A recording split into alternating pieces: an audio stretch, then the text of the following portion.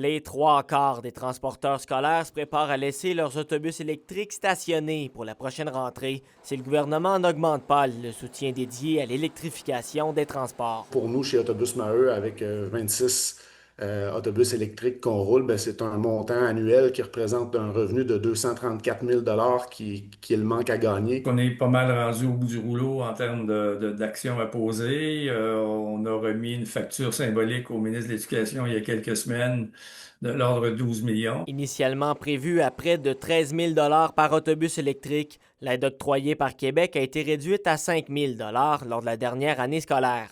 Une mesure qui a été implantée pour compenser les coûts plus élevés de rouler électrique. Mais ça demeure une technologie qui est en développement.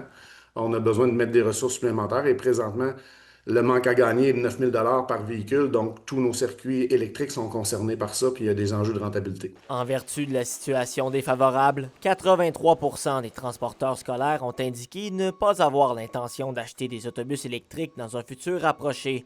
Le gouvernement va donc réautoriser prochainement l'achat d'autobus à essence. Les transporteurs auront aussi le loisir d'acheter ou bien électrique ou bien thermique, ce qu'on avait demandé déjà depuis plusieurs années là-dessus. On pense même, en tout cas pour nous, chez Autobus Maheu, que ça demeure la voie la plus économique pour le gouvernement parce que on aurait ouvert à l'autorisation d'acheter des véhicules thermiques, mais les prix des véhicules ont tellement augmenté ces dernières années. Malgré les menaces de bris de service, les transporteurs espèrent ne pas avoir à se rendre jusque-là. Ce qui est au cœur de notre préoccupation nous-mêmes, c'est le service à l'élève. Je pense que c'est la même préoccupation pour le ministre. Donc, on souhaite pouvoir avoir une entente d'ici la rentrée pour pouvoir pallier à la situation, pas en arriver là. Le ministre de l'Éducation, Bernard Drainville, était présent à l'Assemblée générale des transporteurs par autobus en fin de semaine.